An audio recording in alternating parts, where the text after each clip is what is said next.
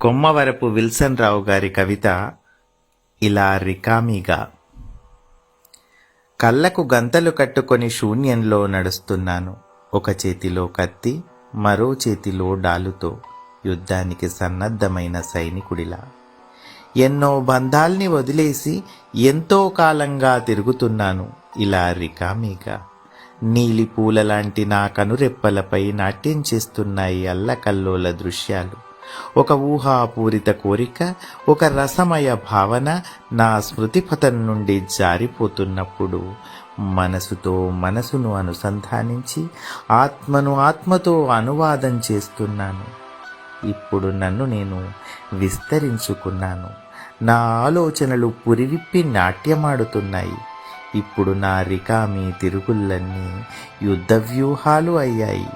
కళ్ళకు గంతలున్నా స్వప్న గమ్యం స్పష్టంగా కనిపిస్తోంది. నన్ను రక్షిస్తూ డాలు, యుద్ధం చేస్తూ నా చేతిలో కత్తి. రేపటి రోజు ఆశ్చర్యకరము, కాంతివంతము అయినది కావచ్చునేమో.